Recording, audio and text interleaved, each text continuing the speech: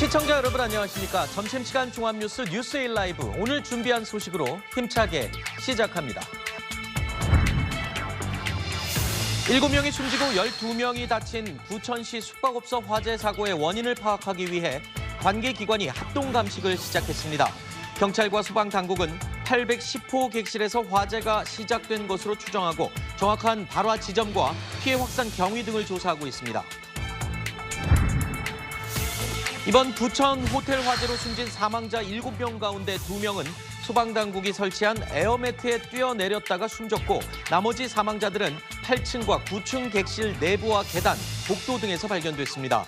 호텔 객실에는 스프링클러가 설치되지 않은 것으로 확인됐습니다. 미국 민주당은 오늘 대선 후보 확정을 위한 전당대회 나흘째 행사를 열고 마지막 순서로 카밀라 해리스 부통령이 대통령 후보 수락 연설을 했습니다. 트럼프 전 대통령은 남부 국경에서 해리스 견제에 나섰습니다. 당직 인선을 마무리하며 친정체제를 구축한 한동훈 국민의힘 대표가 취임 한 달을 맞았습니다. 중도와 수도권, 청년 외연 확장을 강조해온 한 대표는 수도권을 시작으로 민생 이슈를 주도하면서 지지층을 넓히겠다는 구상입니다. 저는 잠시 후에 다시 찾아오겠습니다. 어제 저녁 경기도 부천에 있는 호텔에서 불이 나 7명이 숨지고 12명이 다쳤습니다. 조금 전부터 소방과 경찰 등이 화재 현장으로 직접 들어가서 합동 감식을 시작했습니다. 현장에 나가 있는 취재기자 연결해 보겠습니다. 이기상 기자, 지금 현장 상황 어떻습니까? 네, 저는 지금 경기 부평시 호텔 화재 현장에 나와 있습니다. 현장에는 경찰들이 폴리스 라인을 치고 출입을 통제하고 있는데요. 1시간 전부터 경찰과 소방 관계자 등이 호텔로 들어가 합동 감식을 벌이고 있습니다. 어제 오후 7시 40분쯤 경기 부천시 중동에 있는 호텔에서 불이 났습니다. 불은 2시간 40분 정도 지나 완전히 꺼졌습니다. 당시 호텔에는 68명이 투숙하고 있었는데요. 투숙객 가운데 7명이 숨지고 12명이 다쳤습니다. 투숙객 2명은 호텔 외부 1층에 설치된 에어매트로 뛰어내렸다가 숨졌습니다. 소방당국은 출동 직후 인력이 부족한 상황이어서 매트를 설치할 때 시민과 경찰 도움을 받았다고 밝혔습니다. 다른 사망자들은 불이 난 7층과 위층 8층에서 발견됐는데 연기를 들이마셔 숨졌습니다. 부상자 12명 가운데 중상자는 3명으로 인근 병원으로 옮겨져 치료를 받고 있습니다. 이번 불은 7층의 810호 빈객실에서 시작됐습니다. 객실에 스프링클러가 없는 데다가 객실 문이 열려 있어 유독가스가 빠르게 퍼지면서 인명피해를 키웠습니다. 스프링클러 설치는 2017년부터 의무화됐는데 화재가 발생한 호텔은 2003년에 지어졌습니다. 소방당국은 정기적인 요인이 가장 유력한 것으로 보고 자세한 화재 원인을 조사하고 있습니다. 지금까지 부천 화재 현장에서 전달드렸습니다. 자, 화재와 관련된 이야기 오늘 뉴스에일 라이브가 첫 번째 이야기 내용으로 준비했습니다. 도움 말씀 주실 두 분 소개하겠습니다. 이영주 경일대 소방방재학부 교수, 양지민 변호사 두 분과 함께하겠습니다. 안녕하십니까? 어서 오십시오. 자, 오늘 첫 번째 이야기 주제 내용 확인해 보시죠.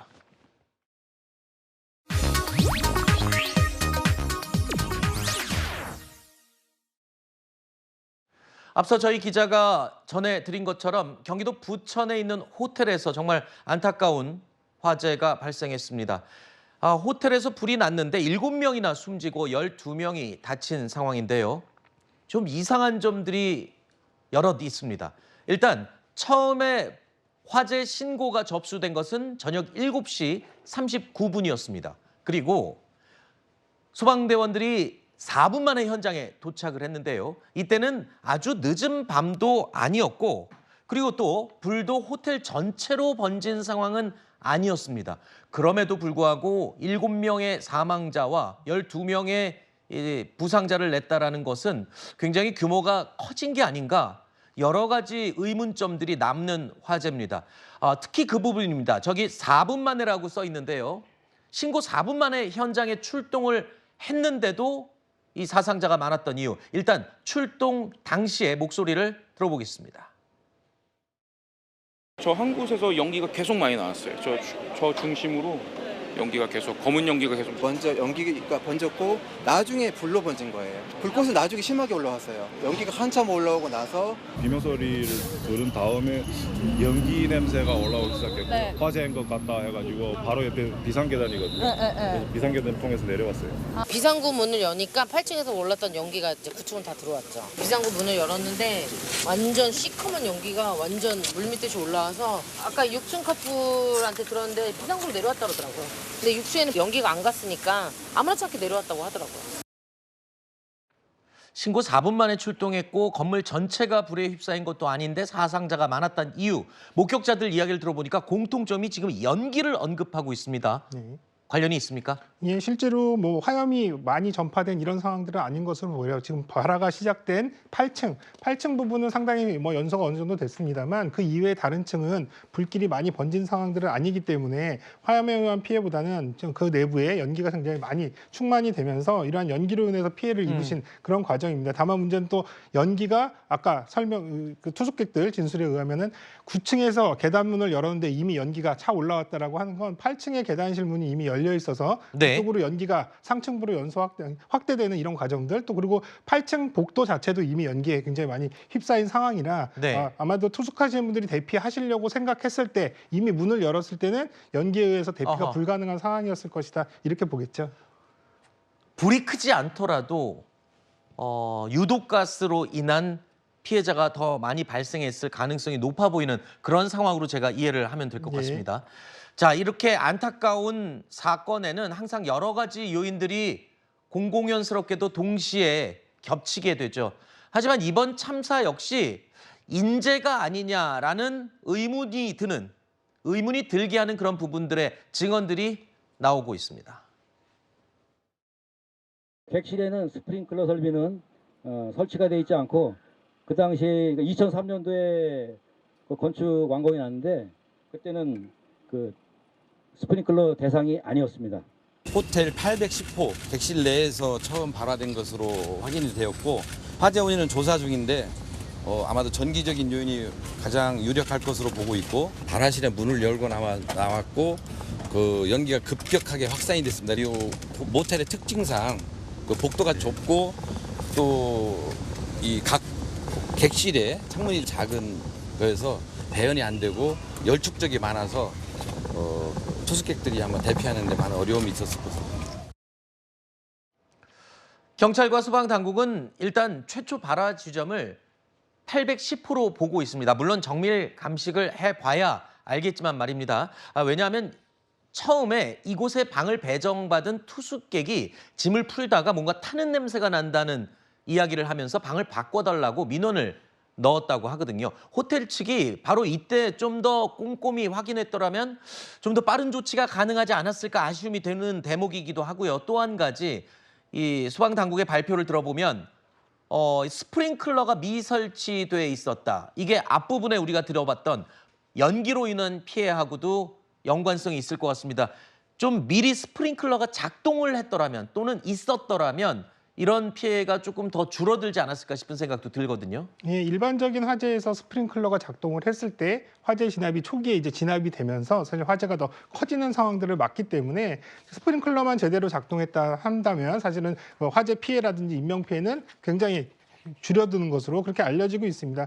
해당 화재 같은 경우도 이번 화재 같은 경우도 사실 최초에 810호 객실 안에서 화재가 발생했다면 사실 810호 안에 스프링클러가 있었다는 가정을 한다면 그 실 안에서 화재가 대부분 제어가 되거나 확산되지 않는 상황이기 때문에 복도 쪽까지 피해가 확산되는 상황들은 상당 부분 줄일 수 있었을 거다 예상은 되는데요. 다만 문제는 여기서 이렇게 정상적인 화재인 경우는 그렇지만 지금도 알려진 바로는 그 당시에 810호에서 뭔가 타는 냄새가 났지만 실제로 뭔가 화점을 보지 못했다는 상황들 이렇다 그러면 우리가 좀 예상해 볼 수 있는 것들은 천장면 속에서 상부 천정 속에서 화재가 진행됐을 가능성도 있거든요. 네. 그럼 이러한 경우에는 사실은 반자 하부의 스프링클러 헤드가 설치가 되기 때문에 그 위쪽에서 화재가 어느 정도 커진다 하더라도 스프링클러가 제때 작동 안 했을 가능성도 충분히 예상해 볼 수는 있거든요. 그래서 우리가 네. 스프링클러가 있었더라면 훨씬 더 화재 억제라든지 이런 분의 가능성은 있지만 화재의 위치나 또 화재 원인에 따라서는 조금 더 달라질 수는 있겠다 생각이 됩니다. 그건 저도 처음 듣는 얘기네요. 스프링클러가 있더라도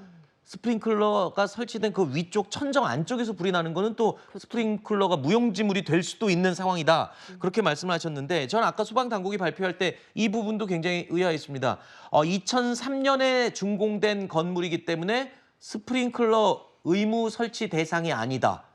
자, 이게 법적으로 이 소방법이 개정이 된 게 2017년이라면서요. 그러면 이전에 소급 적용이 안 된다는 말이잖아요. 그렇지만 이거는 공공시설 아닙니까? 많은 사람들이 이용하는? 그렇기 때문에 이 부분에 대한 논의가 다시 재개가 돼야 된다라는 목소리가 많습니다. 왜냐하면 말씀해 주신 것처럼 2017년에 소방법이 이제 개정이 되면서 6층 이상 건물의 경우에는 의무적으로 스프링클러 설치가 되어야만 합니다. 그럼에도 불구하고 그때 당시에 이제 소급 적용이 되지는 못했습니다. 왜냐하면 스프링클러를 설치하려면 사실상 시설을 완전히 이제 가동을 멈춘 이후에 사실상 이제 설치를 해야 하고 수조라든지 배관이라든지 굉장히 이제 예산이 들어갈 수밖에 없는 부분이죠. 네. 이것을 다 국가에서 지원을 해서 모든 건물에 해줄 수도 없는 것이고 건물주에게 다 부담을 시켜서 돈을 들여서 하라고 하는 것도 어렵기 때문에 현실적으로 저렇게 고층 건물에 다중이 이용하는 시설임에도 불구하고 스프링클러가 여전히 설치되어 있지 않은 곳들이 많다는 것입니다. 네. 물론 스프링클러가 설치되어 있다라고 해서 모든 화재를 다 막을 수 있는 것은 아니지만 그럼에도 불구하고 최소한의 설비라고 생각을 하거든요. 네. 그렇기 때문에 사실상 아쉬운 부분이 지적이 되고 있고 과연 우리가 지금이라도 소급 적용을 해야 하는가? 그렇다면 어느 정도의 예산을 투입을 해서 어떤 규모의 건물까지 이렇게 해야 되는가에 대한 논의를 좀 시작해야 되는 건 아닌가 싶습니다. 네. 자, 그리고 아까 말씀드렸듯이 이렇게 스프링클러가 작동하지 않았고 그렇기 때문에 유독가스에 의한 피해가 더욱 커졌다. 저희가요, 주요 피해자들이 발생한 층수의 위치를 확인해 봤습니다. 자, 8층과 9층, 8층에서 불이 시작된 것으로 특히 810호에서 시작된 것으로 추정이 되고 있고 8층과 9층에서 5명의 사망자가 나왔다는 겁니다. 그러니까 8층에서 시작된 불이 연기가 위쪽으로 올라가면서 9층 이 투숙객들에게도 영향을 미쳤고 의외로 8층 아래쪽은 큰 피해가 없었다는 이야기가 되는 거군요. 예, 맞습니다. 실제로 이제 화재가 발생하면 많은 분들도 알고 계시다시피 이제 부력에 의해서 대부분 연기라든지 화염이 상층부 위쪽으로 이제 확산이 되거든요. 그러니까 아까 말씀드렸듯이 8층의 계단실 문이 열려 있어서 연기가 계단실 쪽으로 유입됐다 하더라도 하부층으로 내려오는 그런 경우들보다는 대부분 상층부 9층 쪽으로 올라가는 상황이었기 때문에 8층 그리고 9층 쪽에 아마 사망자들이 집중된 거고요. 네. 앞서 이제 대피하신 투숙객들 같은 경우 6층에 계셨던 분들 같은 경우는 별 문제 없이 계단실을 통해서 대피를 하셨다고 이렇게 확인이 되고 있습니다. 그래서 어쨌든 간에 화재가 발생을 한다면 화재가 발생한 층 그리고 그 바로 직상층 이런 쪽을 중심으로 피해가 많이 발생을 하고 있다 이렇게 보시면 될 것 같고요. 네. 아까 보신 사망자 위치에 관련된 부분들을 보면 아까 8층 같은 경우는 803호에서 사망자가 2명 발생하신 걸로 이렇게 확인이 되는데 그래서 이 대피를 못하신 이분들이 사실은 깨어있는 상황, 잠을 자지 않는 상황에서 고립이 된 상황에서 사망을 하신 건지 혹은 또 일찍 취침을 하시게 돼서 사실 이런 화재 인지에 대한 부분들을 정확하게 못하신 건지 이런 부분들은 좀 확인이 필요해 보입니다. 알겠습니다. 자, 그리고 이 사망자는 이번에 7명이 발생했는데 아까 8층과 9층에서 발견된 사망자는 5명 저희가 그래픽으로 보여드렸죠. 자, 그런데 2명의 사망자는요. 탈출을 시도했지만 소방당국이 펼쳐놓은 에어매트로 뛰어내렸지만 숨지는 안타까운 또 상황이 벌어졌습니다. 자, 일단 어떤 상황이었는지 목격자들의 이야기 들어보시죠. 피해자 2명이 지금 쓰러져 있어 심폐소생술하는 것도 보고 한 명은 들것을 이송되고 한 명은 트리카 앞에 심폐소생술을 하는 것. 50층 이상용으로 정상적으로 설치해서 중앙 부분으로 낙하를 해야 가장 안전하고 또 그렇게 하도록 이 매뉴얼에 돼 있는데 이 모서리로 떨어지셨습니다. 모서리로 떨어지면서 이게 이렇게 뒤집히는 현상이 생긴 게 주차장 들어가는 바닥이 약간 경사도가 좀 있습니다. 경사도가 있고 또 이 모서리로 떨어졌고 하는 거에 대해서 이런 뒤집어지는 현상이 어떻게 생겼는지에 대해서는 전문가 자문을 받아서 자, 2명이 창문에서 이 소방 당국이 펼쳐놓은 에어매트 위로 뛰어내렸는데 첫 번째 뛰어내린 희생자는 에어매트 귀퉁이로 떨어지면서 변을 당했고 두 번째 탈출하신 분은 첫 번째 분이 떨어지면서 에어매트가 뒤집힌 상태로 떨어지면서 또 보호받지 못한 것으로 지금 이 브리핑이 나오고 있네요. 예, 맞습니다. 실제로 현장에서 확인하신 분들이 굉장히 좀 많이 놀라시기도 하고 당혹스러워했던 부분들인데요. 사실은 여기 이제 몇 가지 포인트들이 있습니다. 첫 번째는 일단 안전 매트가 설치가 된다 하더라도 사실은 정확하게 떨어져야 되거든요. 사실 정확한 위치에 떨어져야 좀 더 안전할 수가 있는데 지금 떨어진 위치가 사실 공교롭게도 에어매트의 가장자리 쪽으로 떨어지면서 에어매트가 이제 한쪽으로 쏠리는 상황. 지금 저 장면이 에어매트가 첫 번째 분이 뛰어내리고 뒤집어지는 그 순간의 모습이었군요. 네, 맞습니다. 그런 상황에서 이제 그 다음 분이 뛰어내리실 때도 사실은 밑에 쪽에 사실 이게 뒤집히지 않더라도요. 먼저 떨어지신 분들이 에어매트 쪽으로 바깥쪽으로 이제 다 충분히 나간 다음에 본인이 이제 뛰어내리셔야지 되는데 사실은 그럴 과정도 없이 사실 뒤집어진 상황에서 바로 확인이 안 돼요. 급하니까 물론 빨리 뛰어내리고자 하셨겠습니다만 연속적으로 아마 그 현장에서 확인한 바로는 한 4, 5초 간격으로 바로 떨어지셨다고 하는데 그러다 보니까 사실은 매트가 제껴진 상태, 한마디로 떨어질 위치에 설치가 안 돼 있는 상태에서 그냥 추락을 하신 그런 상황으로 보입니다. 그래서 어떻게 보면은 에어매트의 설치가 뭐 안전하게 됐느냐 안 했느냐 뭐 이런 것들은 나중에 이제 확인이 좀 필요하겠습니다만 어쨌든 에어매트라고 하는 것들이 설치가 된다 하더라도 상당히 좀 안전상에는 좀 어려운 부분들이 있다. 잠시만요. 이거는 굉장히 중요한 정보가 될 것 같아서 제가 시간이 걸리더라도 이거 한번 더 짚고 넘어가겠습니다. 우리가 불이 났을 때 소방 대피 훈련을 할 때 뭐 입을 가리고 간다, 몸을 낮춘다, 적신 수건을 입에 가린다 여러 가지를 훈련을 통해서 알고 있습니다만 에어매트에 뛰어내리는 상황은 일반적으로 저희가 쉽게 정할 수 있는 첩할 수 있는 그 상식이 아닌 것 같아요. 자, 다시 한번 짧게 정리를 해주시죠. 만약에 내가 화재를 당했고 창문에서 뛰어내려야 되는데 밑에 에어매트가 보인다. 뛰어내리는 가장 중요한 요령이 뭔지 정리해 주시죠. 일단 기본적으로는 에어매트를 사실은 가장 중앙부에 정확하게 떨어지죠. 본인의 착지점을 잘 확인하셔야 되고요. 밑에 전개된 에어매트가 사실 정상적으로 펼쳐져 있는지를 확인을 하셔야 됩니다. 그리고 사실 우리가 뛰어내리는 게 굉장히 그냥 뛰면 될 것 같지만 사실은 뛰어내리면서 벽면에 부딪히거나 이런 위험성들이 있기 때문에 조금 더 앞쪽으로 도약한다는 생각으로 점프를 하셔야 되거든요. 그래야지 조금 더 이제 벽면의 충돌이나 이런 것들을 좀 이제 덜 피할 수가 있는데 사실 말씀하신 대로 안전매트라고 하는 게 대부분 우리가 그냥 급하면 뛰어내리면 되지라고 생각하시기 때문에 알겠습니다. 이런 방법들을 좀 잘 숙지를 하셔야 되는 부분들이 있습니다. 여러 사람이 뛰어내리게 될 경우에는 먼저 뛰어내린 사람이 매트리스 밖으로 안전하게 나간 뒤에 그 다음이 또 뛰어내려야 더 모두가 안전한 상황이다. 이런 이야기들은 이번 계기로 한 번씩 또 점검을 해봐야 될 것 같습니다. 자, 이번 화재 지금 정밀 감식을 시작을 했으니까요. 명확한 화재 원인이 나오기를 기대해 보겠습니다. 자, 이어서 광주에서 어제 있었던 사건도 하나 더 짚어보겠습니다. 흔하지 않은 일인데요. 폭발 테러가 일어났습니다. 대낮 도심에 있는 건물 치과에서 폭발 테러가 일어났는데 다행히 인명피해는 없었습니다. 그런데 용의자는 범행 후에 스스로 경찰을 찾아서 자수했습니다. 들어보시죠. 폭발물은 출입문 안쪽에 있었고 병원에 병원 관계자들이 있었습니다. 병원 관계자들이 있는데 놓고 그냥 가버린 겁니까? 병원 문이 열려 있었습니다. 출입문이 열리니까 그 출입문 안쪽에 두고 갔습니다. 자수를 한 건 맞나요? 본인이 여기 범행 후에 택시를 타고 광산서로 이동했습니다. 폭발물 왜 터뜨리셨어요? 왜 그러셨습니까? 왜 그러셨어요? 병원 진료 불만을 가지셨어요?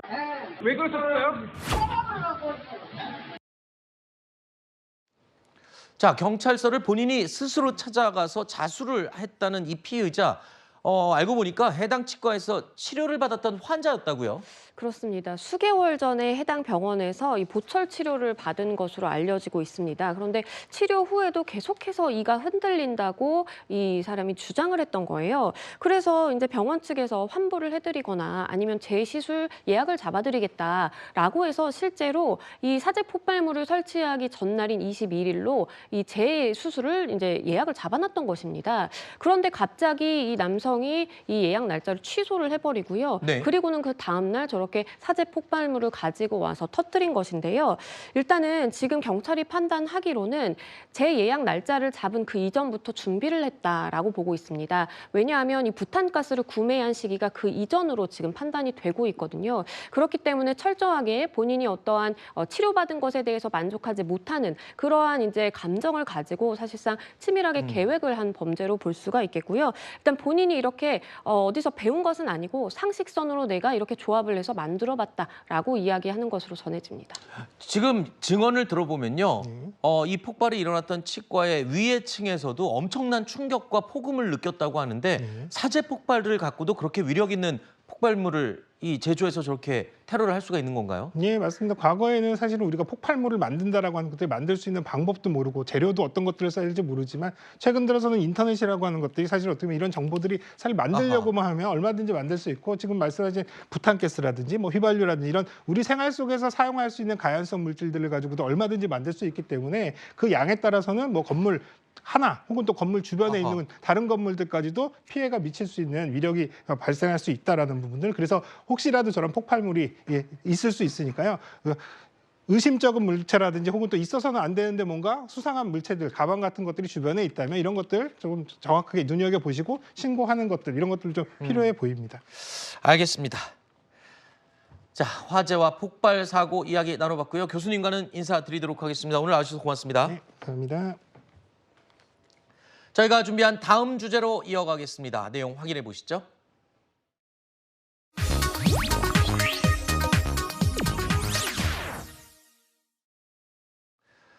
노소영 아트센터 나비 관장이 최태원 SK그룹 회장의 동거인을 상대로 제기한 30억 원대 위자료 소송 1심 결과가 어제 나왔습니다. 약 1년 반에 걸친 공방이었고 이 사이에 노소영 관장과 최태원 회장 간의 이혼소송 항소심에서는 1조 3,800억 원이라는 천문학적인 재산 분할 금액 지급 판결이 나기도 했죠. 먼저 최태원, 노소영 두 사람의 목소리 다시 들어보겠습니다. 오늘 변론에서 어떤 부분 조명하셨나요? 재판 소감 한 말씀 부탁드릴게요. 변호사님들이 다 얘기하셨습니다. 네. 어떤 부분 중점적으로 얘기하셨나요? 비록 잃어버린 시간과 가정이 되돌릴 수는 없겠지만 이 사건을 계기로 해서 가정의 가치와 사회 정의가 설 수 있는 그런 계기가 되었으면 하는 바람입니다. 자, 해당 소송은 이 노소영 관장이 김희영 이사장에게 제기한 손해배상 소송입니다. 여기서도 위자료 20억 원을 배상하라는 판결이 나온 겁니다. 여러 가지 이야기가 많이 들리고 있습니다. 위자료치고는 너무 이례적인 액수의 판결이다. 통상의 40배가 넘는다. 이런 의견도 있고요. 또 한간에서는 아니다, 이것도 적다. 뭐 이런 이야기도 나오고 있던데요. 일단은 이 가정법원에서 판단한 위자료 액수 중에 이제 사상 최고 액수는 맞고요. 일반적으로 우리가 이혼 소송에서 만나볼 수 있는 위자료 액수는 뭐 수천만 원대의 위자료가 가장 일반적이라고 볼 수가 있겠습니다. 그런데 이번 사안의 경우에는 앞서서 내려졌던 이 최태원 회장과 노소영 관장의 이혼 항소심에서 위자료 20억 원이라는 액수가 책정이 됐죠. 네. 그렇기 때문에 그러한 재판부의 판단을 아무래도 많이 무게 있게 이번 가정법원 재판부가 본 것으로 보이고요. 사실상 이렇게 동일하게 20억 원으로 이렇게 위자료를 책정할 의무는 전혀 없습니다. 이것은 재판부의 전권사항으로 재판부가 임의로 재량으로 결정할 수 있는 액수거든요. 그럼에도 불구하고 사실상 20억 원의 액수를 책정을 해서 최태원 회장과 공동으로 동등한 책임으로 이렇게 위자료를 지급을 해라라고 한 것은 그만큼 김희영 이사장에 대한 책임이 좀 무겁다라고 재판부는 그 시각을 가지고 판단을 한 것으로 보입니다. 네. 자, 다시 한번 설명드리지만 이번 판결은 얼마 전에 있었던 재산 분할 소송과는 별도의 그런 소송에 대한 판결입니다. 두 번째 지금 소송 판결인데 1조 원대의 재산 분할과는 별도로 김희영 이사장 측을 향해서 노소영 관장이 제기한 위자료 청구 소송이었습니다. 20억 원이라는 이례적인 판결이 나온 건데, 자, 판결 직후에 이 김희영 이사장 측은요, 항소하지 않겠다는 뜻을 밝혔습니다. 노소영 관장에게 사과의 뜻을 전하기도 했습니다. 김희영 씨는 이후 여하를 떠나 원고인 노소영께 다시 한번 진심으로 사과의 말씀을 드립니다. 김희영 씨와 가족들은 이미 10여 년 동안 치밀하게 만들어진 여론전과 가짜 뉴스들로 많은 고통을 받아왔습니다. 이제 이번 판결을 계기로 더 이상 도가 지나친 인적 살인은 멈춰 주시길 부탁드립니다. 자, 김희영 이사장이 항소를 포기하면서 일단 위자료 청구 소송은 결론이 났습니다. 이제 남은 건 천문학적인 금액이 걸린 향후 대법원의 재산 분할 판결이 남아있죠. 이 재판에서 이례적인 금액이 선고되긴 했지만 노소영 관장과 최태원 회장의 세계 이혼 절차 아직은 최종 결론이 난 건 이제 아니잖아요. 그렇죠. 아직 이제 상고심에 지금 계류 중인 상황이고 만약에 파기환송이 된다라고 한다면 뭐 1, 2년은 더 걸릴 수 있는 그런 상황으로 보입니다. 일단은 말씀해 주신 것처럼 항소심에서 1조 3,800억 원가량의 재산 분할 액수를 책정을 하면서 사실상 이것이 법리적으로 검토가 돼야 되는 부분이 굉장히 물음표가 많이 남아 있는 상황입니다. 왜냐하면 물론 최태원 회장 측에서 주장을 하고 있는 부분이기는 하지만 이 당시에 이제 대한텔레콤 주가를 산정함에 있어서 오류가 단순히 판결문 경정으로 가야 되는 것인지 아니면 이제 판결을 내용을 아예 바꿀 수 있는 정말 중대한 오류인지 판단하는 것이 남아 있고요. 더불어서 이러한 기업의 주식을 이 부부가 이혼할 때 재산분할 대상으로 삼아야 되는지 이런 법리적인 부분에 대한 검토가 남아 있기 때문에 아마도 최종 결과가 우리가 만나보기까지는 수년이 걸릴 수도 있겠다라는 생각도 듭니다. 알겠습니다. 다음 소식 이어가겠습니다. 어제 서울의 한 호텔에서 2024 파리올림픽 선수단 초청 만찬이 있었습니다. 양궁 3관왕 김우진, 임시연 선수, 역도의 박혜정 선수 등 270여 명이 참석을 했는데요. 윤석열 대통령은 직접 준비한 국민감사 메달을 선수단과 지도자 모두에게 수여를 했습니다. 자, 올림픽 이후에 선수단과 지도자 전원이 메달 기념 메달을 증정받은 것, 이게 처음이라면서요? 그렇다고 하네요. 이 국민 감사 메달 수여식 보시는 것처럼 저렇게 진행이 됐는데요. 물론 이제 메달을 딴 선수뿐만 아니라 정말 지도자를 비롯해서 열심히 뛴 선수들 모두에게 감사 메달이 이제 저렇게 전해지게 됐고요. 네. 앞면에는 팀 코리아라고 새겨져 있고 뒷면에는 2024 파리올림픽에서 대한민국을 대표한 당신은 우리 모두의 영웅입니다라는 문구가 새겨졌다라고 합니다. 네. 이러한 메달 수여식의 경우에는 뭐 윤 대통령의 아이디어였다라는 이야기도 전해지고 있는데요. 네. 말씀해 주신 것처럼 참가 선수 140여 명 그리고 지도자 90명 전원에게 다 수여가 돼서 굉장히 뜻깊은 시간이었다고 합니다. 네. 물론 대통령이 마련하고 대통령이 참석한 자리지만 그래도 주인공은 우리 대표 선수들이었을 겁니다. 맞습니다. 자, 이 축하 만찬, 축하 공연이 또 빠질 수가 없겠죠. 화면 잠시 보시죠.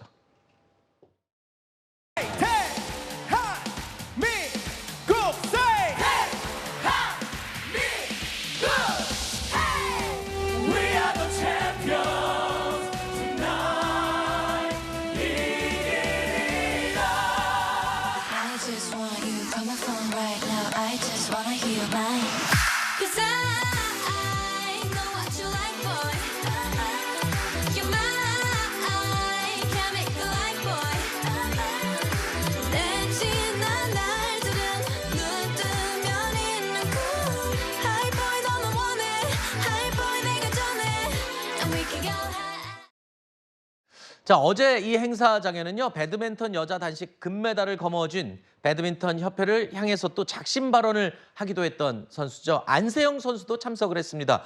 귀국 후에 처음으로 공식 석상에 모습을 드러낸 건데요.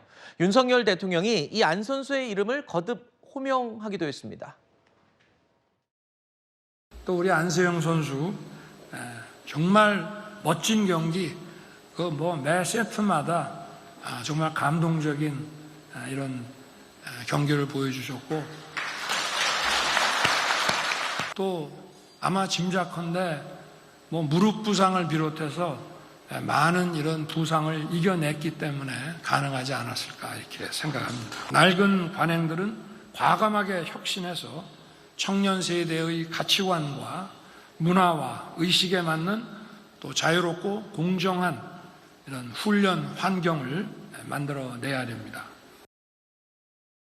자, 안세영 선수가 별도의 추가 발언을 한 것은 없었다고 전해지고 있는데 일단 대통령까지 나서서 낡은 관행을 언급한 걸 보면 글쎄요. 일단 체육계, 운동계에 뭔가 좀 변화의 바람을 기대해도 되겠습니까? 아무래도 안세영 선수의 그 건을 염두에 두고 저렇게 이제 낡은 관행이라는 언급을 한 것으로 사실 보이죠. 안세영 선수의 경우에는 지금 문체위 소속 일부 의원들과도 비공개 면담을 갖기도 했습니다. 네. 30분가량 진행이 됐다라고 하고요. 여기서 안세영 선수가 주장한 것은 일단 신인 선수들의 계약 기간을 좀 완화해달라. 네. 그리고 본인이 필수로 이제 협찬을 받는 물품, 운동화 특히 강조를 했는데요. 운동화를 필수로 신어야 되는데 이것에서 조금 완화가 됐으면 좋겠다라는 이야기를 전했다라고 합니다. 이 이야기를 들은 문체위 소속 의원들은 연맹 측에 즉각적으로 의사를 전달하겠다라고 밝히기도 했는데요. 네. 사실상 굉장히 예전에 마련된 이러한 협회 측의 규약이라든지 규칙이기 때문에 일부 손볼 필요성은 좀 있어 보이고요. 문체위 관계자들은 이르면 9월 초 정도에 결과를 발표할 수 있을 예정이라고 지금 밝히고 있고요. 그리고 이런 이야기도 전했습니다. 안세영 선수가 본인이 뭔가 의지를 가지고 한 발언이기는 한데 너무나 많이 이제 관심이 집중이 되다 보니까 굉장히 부담스러워하고 좀 조심스러워하는 모습도 보였다라고 전했습니다. 알겠습니다. 자, 이번 이야기 여기서 마무리하도록 하고요. 양재민 변호사님 보내드리겠습니다. 오늘 나오셔서 고맙습니다. 감사합니다. 자, 저희가 준비한 세 번째 내용 확인해 보시죠.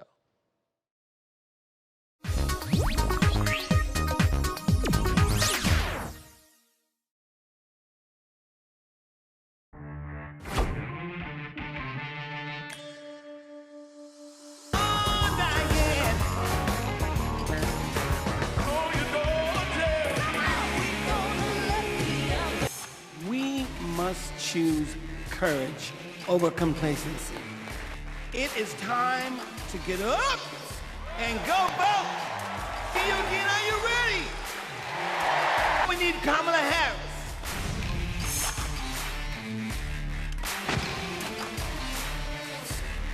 Two days ago, I turned 78, and the only personal vanity I want to assert is I'm still younger than Donald Trump. Lungs open by singing me, me, me, me, me, me. When Kamala Harris is president, every day will begin with you, you, you, you. Man from hope. We need Kamala Harris, the president of joy, to lead us.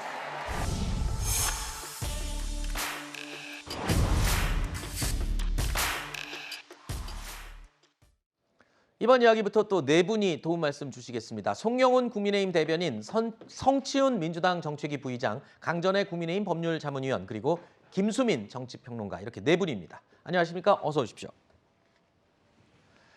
미국 민주당 대통령, 부통령 후보를 확정짓는 전당대회가 오늘 4일째 순서를 마지막으로 곧 마무리됩니다.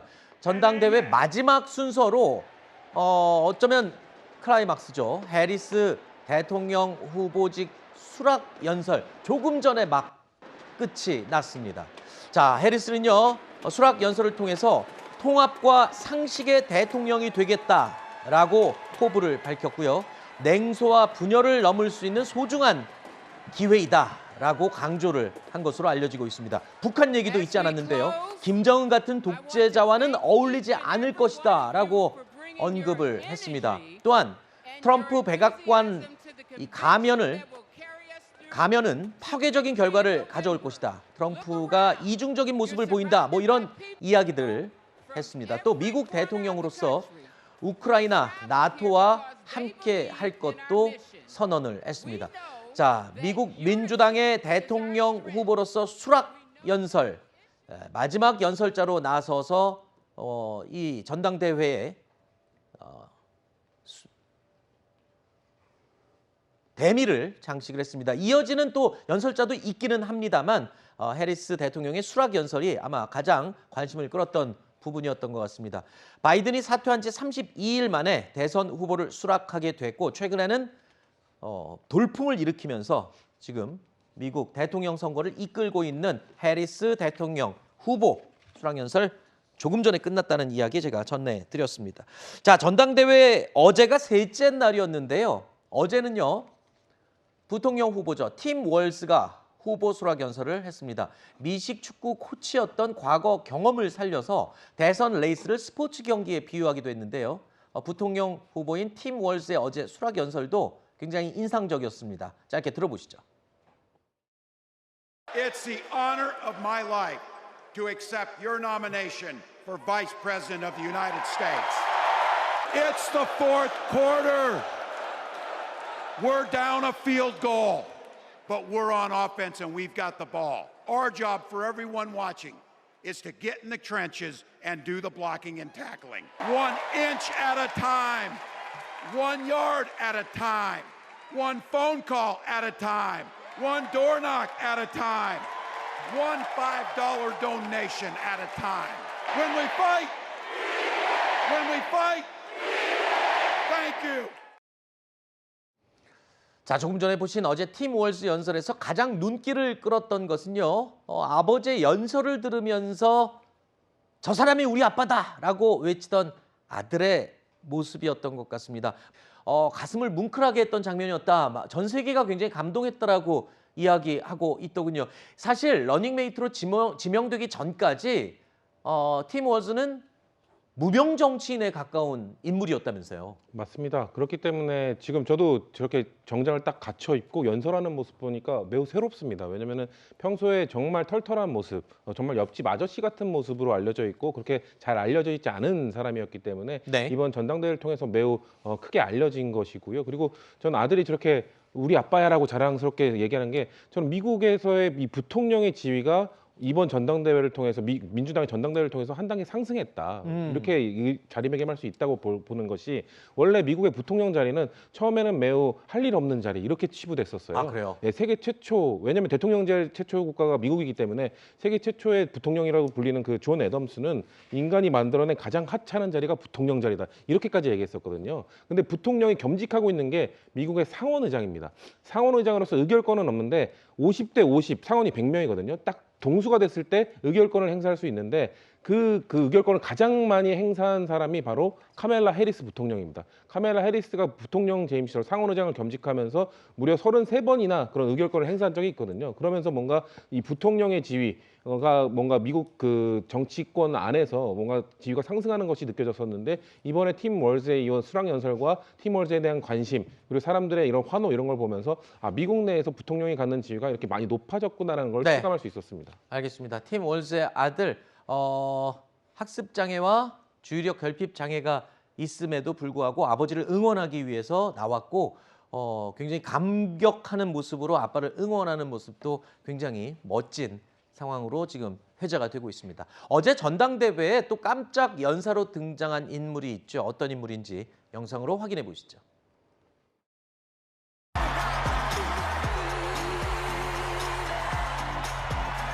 Freedom isn't free.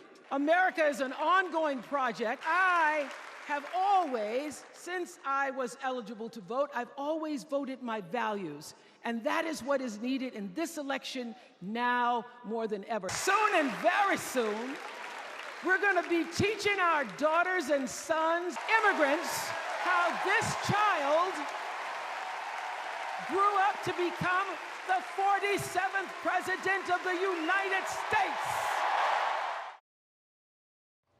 자, 전 세계적으로 유명한 방송 진행자죠. 오프라 윈프리가 지지 연설자로 깜짝 등장을 했습니다.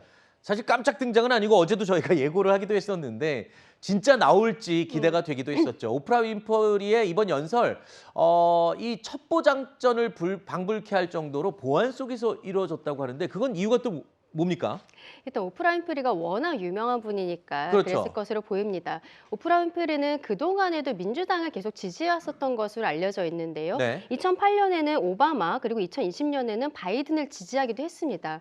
다만 당시에는 전당대회에 직접 나오지는 않았었어요. 근데 이번에 CNN에서 그 오프라 윈프리가 이번에는 전당대회에 직접 나올 것 같다라는 보도가 있었기 때문에 네. 정말 나올까? 많은 분들이 궁금해하셨는데 리허설에서도 어떤 야구 모자를 푹 눌러 쓰고서 왔었다고 합니다. 그래서 낸시 펠로시가 당신 누구야? 라고 물어볼 정도로 그게 정말 오프라였습니까? 네, 깜짝 놀라는 상황이었었다고 하는데 네. 이번에 그 미국의 대선 과정에 있어서는 해리스 그 후보 같은 경우에는 유색 인종 여성으로서 나온 부분들도 있고 대선 과정에서 굉장히 이슈가 되고 있는 것이 어떤 여성의 권리, 특히 낙태권을 중심으로 이야기들이 많이 나오고 있거든요. 네. 그러한 과정에 있어서 최근에 그 오바마 부부들도 나왔었는데 보통은 버락 오바마 대통령만 나오지만 미셸 오바마 여사까지도 연사로 등장하지 않았습니까? 네. 그 연장선상으로서 오프라 윈프리도 이번에 연사로서 직접 올라왔던 것으로 보입니다. 네.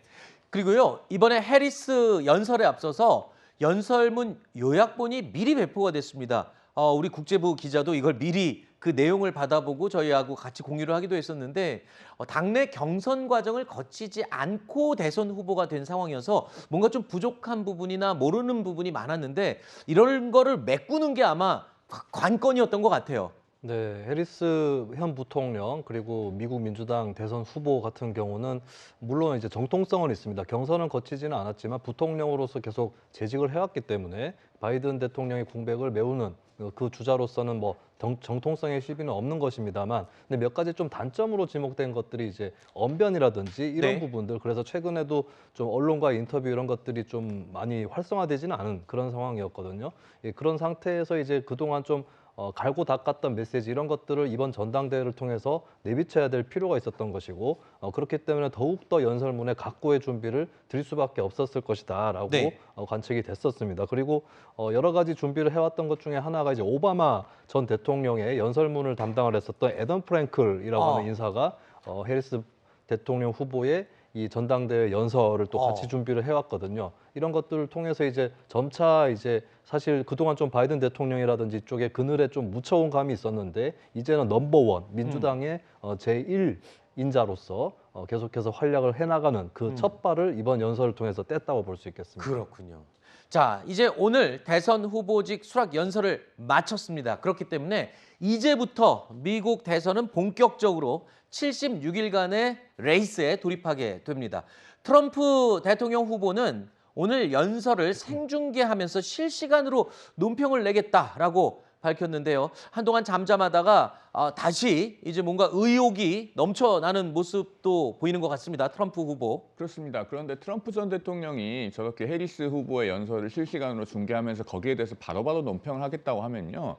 그것이 그 트럼프 전 대통령에게 과연 좋은 것일까? 저는 오히려 해리스 후보를 더 띄워주고 부각시켜주고 주장을 전파해주는 것이 아닌가 그런 생각도 듭니다. 그런 점에서 저것은 모르겠습니다. 트럼프 캠프에서도 어떤 전략적인 고려가 있겠습니다만은 원래 정치에서 상대의 주장을 반복하지 않으면서 그걸 반박하는 것이 중요하거든요. 네. 그래서 저 효과가 어떻게 될지는 좀 지켜볼 부분이고, 그다음에 트럼프 전 대통령이 해리스 부통령의 연설을 저렇게 실시간으로 논평을 할 때 어떤 오럴 리스크에 시달리지 않을 것인가, 그런 부분도 좀 고려해 볼 대목입니다. 그러니까 논평하는 과정에서 지나치게 날선 언어, 센 언어, 심지어는 막말에 가까운 언어들이 나옴으로써 또다시 한번 말로 인한 리스크에 직면하지 않을지, 이런 부분이 좀 염려가 되는 부분이 있죠. 네, 원래 정치 이 선거를 앞두고 네거티브 전략의 단점이 그거잖아요.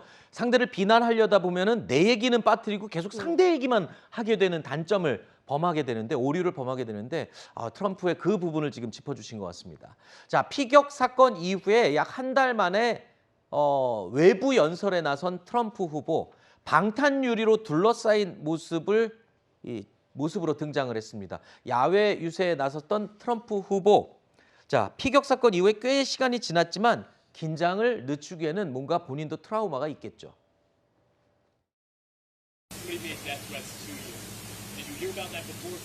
No, they probably want to keep it from me. Thank you for telling me. Let's get out of here right now.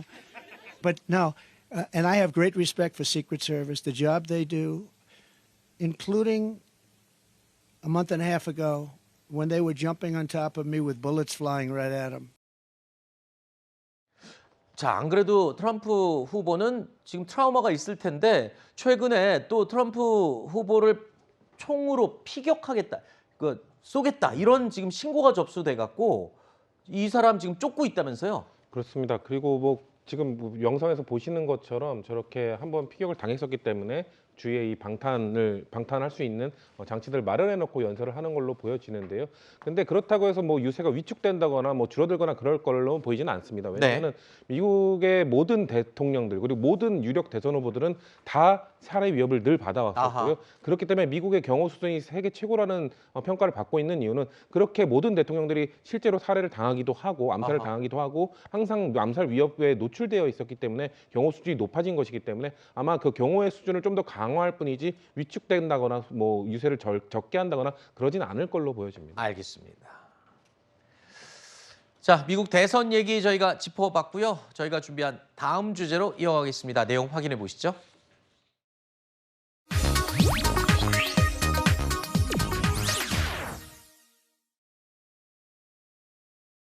오늘 우리는 미래로 갑니다. 변화를 시작합니다. 우리 국민의 마음과 국민의 눈높이에 더 반응합시다. 건강하고 생산적인 당정 관계와 합리적인 토론을 통해서 민심을 정확히 파악하고 그때그때 때를 놓치지 말고 반응합시다. 민심과 당심을 변화의 동력으로 삼아서 국민의힘을 더 국민을 위한 당, 국민의 힘이 되는 당으로 바꾸고 국민의 믿음과 사랑을 그리고 다시 모으겠습니다. 한동훈 국민의힘 대표가 취임한 지 꼭 한 달이 됐습니다. 당직 인선으로 친정 체제를 구축을 했고요. 또 당 통합에 나서고 있습니다. 숨가쁜 시간을 보내온 지 이제 한 달이 된 건데 한동훈 체제의 한 달. 글쎄요, 당 내에서는 강비 위원장님 어떻게 평가하고 계십니까? 물론 칭찬을 하리라고 믿습니다만 우리 야권 이야기도 들어볼 겁니다. 일단은 뭐 무난한 인선이지 않았나라고 생각합니다. 김상훈 정책위 의장 같은 경우 굉장히 잘된 인선이었다라고 저는 개인적으로 생각을 하는데요. 만약에 당시 어떤 의원들의 반발이 있었다면 이후의 인선 과정에 있어서 굉장히 좀 불협화음이 있었을 수 있을 것 같은데 그 부분이 잘 되었다라고 말씀드리고 싶고 다만 조금 안타까운 저는 아쉬운 부분들에 있어서 전당대회 과정에서 다른 캠프에 있었던 분들 나경원 의원이나 뭐 원희룡 후보 그리고 윤상현 의원 이쪽 캠프 분들이 뭐 대변인단이라든지 이런 곳에 한두 분씩 들어왔으면은 더 이렇게 통합하는 모습이 보이지 않았을까라고 생각을 하는데 어차피 같은 당 안에 있기 때문에 추후에는 다 같이 움직일 수 있을 것이다. 그리고 우리 당원들께서 그 모습 보실 수 있을 것이다라고 생각은 하고 있습니다. 지금 최근에 그 한동훈 대표 같은 경우는 계속적으로 위원회를 만들고 있어요. 격차 해소 위원회라든지 수도권위원회도 지금 만든다라는 것이 언론에 보도가 되고 있는데 이런 것들에 있어서도 지금 뭐 최다선의 조경태 의원을 선임을 한다든지 이런 모습도 어떤 안정감을 보이고 있다라고 생각을 하거든요. 그런데 지금 어떠한 TK와 PK에 있어서 핵심적인 의원들이 아직까지는 지도부로 들어오지는 못한 것으로 안 한 것이라고 봐야 될까요? 그런 부분들이 있는데 향후 과정에 있어서 한동훈 대표가 그분들의 마음을 조금 더 얻고 함께하는 모습 곧 보여줄 수 있을 것이라 생각합니다. 알겠습니다. 뭐 일단 당직 인선 마무리했을 때 그런 평가가 많았죠. 탕평보다는 친정체제 구축에 아마 힘을 둔 것 같다라는 평가가 많았던 그런 부분을 또 언급을 하신 것 같습니다. 취임 첫 달을 당내 결속에 좀 더 집중을 했다면 이제는 외연 확장에 좀 나서야 되는 게 아니냐 이런 이야기가 나오고 있죠. 한동훈 대표가 최근에 가장 집중하고 있는 게 바로 금투세 폐지 이슈입니다. 금융투자소득세 폐지 등 민생에서 가장 시급한 정책을 최우선으로 실현하겠습니다. 국민의힘이 중도와 수도권, 청년으로 확장해 나가는 길이 될 것입니다. 이번에야말로 금투세 폐지에 대해서 초당적으로 논의해야 한다라고 생각합니다. 강행한다면 어려운 상황에서 일부러 우리가 퍼펙트 스톰을 만들어서 그 안으로 들어가는 상황이 될 것이다 라는 우려의 말씀을 드립니다. 금투세는 폐지되어야 하고 그리고 폐지한다는 확실한 시그널을 지금보다 더 늦지 않은 시점에 국민들께 드려야 합니다. 연말까지 가고 가을까지 가면 이미 늦습니다. 지금 해야 합니다. 자, 금투세 폐지는 민생과 맞닿아 있다라면서 연일 야당을 압박하고 있는 상황인데요. 한동훈 대표가 밀고 있는 정책의 핵심 바로 중수청이라고 줄여서 이야기를 하죠. 중도, 수도권, 청년 이쪽을 공략하는 게 지금 핵심인데 글쎄요. 지금 한동훈 체제 출범 한 달, 네. 이건 제대로 가고 있다고 평가를 하십니까? 일단 금융투자소득세 같은 경우는 뭐 20, 30대 중에서도 주식 투자를 하시는 분들 같은 경우는 좀 민감하게 보는 그런 이슈기는 합니다. 사실은 이제 이 세금의 적용을 받는 대상은 굉장히 극소수이지만 네. 그쪽에서 피해를 입는 것이 곧 뭐 개미들한테도 피해가 온다 이런 것 때문에 우려를 하시는 분들도 있는데 근데 그것도 사실은 세대적으로 다 동일한 것이 아니라 사실 각자의 어떤 경제적 처지라든지 이런 것들에 따라서 또 판단은 다를 거라고 봅니다. 왜냐하면 금융투자소득세 같은 경우는 원래 도입이 될 때 같이 도입을 한 것이 증권거래세를 단계적으로 철폐한다라고 하는 거였거든요. 근데 금융투자소득세도 폐지를 하고 그리고 증권거래세도 단계적으로 인하한다고 했을 때는 결국 정부 재정에 펑크가 나게 됩니다. 이 부분이 이제 복지라든지 정부 재정 지출에 악영향을 끼칠 수 있고 그리고 소득이 있는 곳에 세금 있다를 지지해온 국민들 입장에서는 또 마뜩지 않은 그런 방안이 될 수 있는 거거든요. 그렇다면 이제 이것도 꼭 2030 전반이라기보다는 뭐 특정한 어떤 계층이라든지 이쪽에 따라서 이해관계가 좀 다르다라고 볼 수 있겠고 네. 전반적으로 근데 현재는 이런 그 정책적인 제안들이 좀 먹히지 않을 수 있는 이유가 사실 최근에 광복절 전후해가지고 정부에서 그리고 독립기념관 인사를 통해서 이제 역사 전쟁이 불었는데 이런 네. 역사 전쟁 속에서 사실 젊은 세대 입장에서는 또 이런 전쟁을 하는 것인가 네. 그리고 아직까지 낡은 역사관을 갖고 있는 게 아닌가라고 하는 정부 네. 여건에 대한 비판 여론들이 있습니다. 이런 것들을 또 같이 넘어야 중수청이라고 하는 그쪽으로 이 지지세를 확장할 수 있을 텐데 현재로서는 좀 그 방도에서는 부족한 것이 아닌가 이렇게 네. 평가를 해봅니다.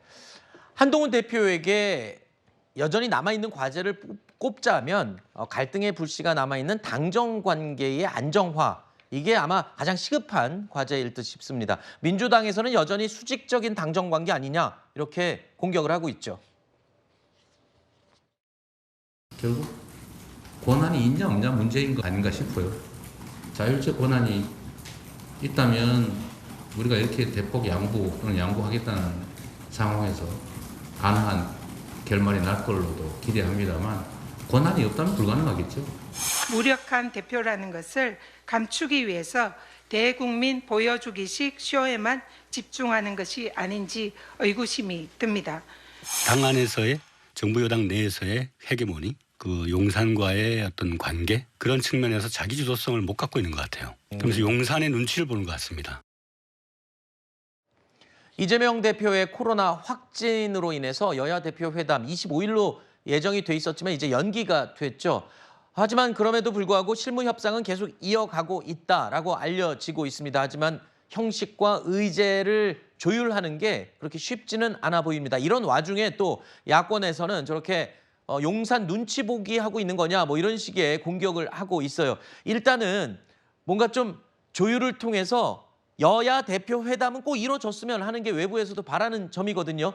가능할까요? 지금 어떻게 바라보고 있습니까? 뭐 많은 국민들께서도요. 지금 잠시 연기가 되긴 했습니다마는 한동훈 대표와 이재명 대표 간의 여야 대표 간 대화를 공개리에 하는 것을 보시고 싶으실 겁니다. 많이 기다리고 계실 거고요. 박정화 실장과 이해식 실장 간의 실무 대화가 계속 진행 중인 상황이기 때문에 제가 야당을 자극하지 않기 위해서 조금 표현을 조절하겠습니다마는 방금 전에 저희가 본 것과 같은 뭐 전현희 의원의 발언처럼 한동훈 대표가 정말로 권한이 있느냐라는 식의 이야기는 대화를 정말로 할 진정성 있는 의지가 있다면은 별로 적절한 언급은 아닌 것 같습니다. 불필요하다는 생각이 들고요. 어쨌든 지금 양당 대표 비서실장들은 계속 소통을 하고 있고 이 대화를 하겠다는 의지는 있는 것 같습니다. 그러니까 좀 지켜볼 부분이고 한 가지 덧붙여서 꼭 말씀드리고 싶은 것은 과거에 이재명 대표가 그 김기현 전 대표 시절에 공개적인 토론을 제안하면서 저는 국회 로텐더블에 책상 하나 의자 하나 놓고 해도 좋다. 그러면서 만인이 보는 가운데 허심탄회하게 대화하겠다. 이런 이야기를 하지 않았습니까? 그 정신의 변함이 없다면은 아마 대화는 공개리에 그리고 의제를 금방 조율해서 이재명 대표의 쾌유 이후에는 이루어질 것으로 그렇게 믿습니다. 알겠습니다. 형식도 형식이지만 의제 이 설정이 빨리 끝나서 어떻게든 빨리 대화하는 쪽으로 좀 흘러갔으면 합니다. 자주 만날 거잖아요. 그러니까 기대를 해보겠습니다. 이 소식 하나만 더 살펴보겠습니다. 거액의 코인을 보유하고 국회 상임위 도중에 그 중에도 거래를 한 것으로 알려져서 논란이 됐던 김남국 전 의원, 최근 검찰 조사를 받은 것으로 확인됐습니다. 제기된 의혹을 전면 부인해왔던 김남국 전 의원의 과거 목소리 먼저 들어보시죠. 지금까지는 자제해 왔지만 터무니없는 허위 사실 이런 부분에 대해서는 강력하게 싸울 생각입니다. 거짓말 탐지기를 가져다 놓고 제가 조사를 받겠다. 일체 미공개 정보며 로비며 그런 의혹들이 하나도 없기 때문에 다 협조하겠다고. 어떤 근거를 가지고 그 의혹을 제기하시는 거죠, 기자님? 어떤 코인? 어떤 가상화폐? 말씀해 주세요. 근거도 없이 미공개 정보를 이용했다라고 이렇게 주장을 하는 게 저는 너무 터무니없다고 생각이 되고요. 언론에서 그냥 그야말로 마녀사냥식으로 공격하고 내부에서 또 저를 가지고 지도부를 흔들려는 그런 것이 있었기 때문에 마녀사냥을 당해서 탈당을 당했다라고 보고 있고요. 어떤 의혹들이 다 지금 해소가 되었기 때문에 이건 복당이나 이런 것들도 문제가 없다라고 생각이 됩니다. 김남국 전 의원은 코인 논란으로 탈당했었는데 최근에 또 복당까지 했어요. 네. 일단 전 의원입니다만 지금 1년 3개월 만에 처음으로 소환 조사가 이루어졌어요. 저렇게 온 국민이 관심을 갖고 떠들썩했던 사건을 1년 3개월 만에 처음 조사했다. 주요 혐의가 지금 뭐고 이렇게 되면 수사가 제대로 진행돼서 마무리를 할 수 있는 건지 좀 얘기를 해주시죠. 네, 우리 시청자분들께서 많이들 기억하실 텐데요. 김남국 의원이 그동안의 어떤 검소한 이미지 이런 것과는 달리 코인을 한 60억 원 정도를 가지고 있었고 또 상임위 과정에서 그 회의를 하면서도 코인을 거래를 하는 모습들이 촬영이 되면서 굉장히 큰 논란이 있었죠. 그 이후에 다른 국회의원들까지 그 코인 이런 가상화폐를 가지고 있는 것에 대해 전수조사까지 이루어졌었던 건데요.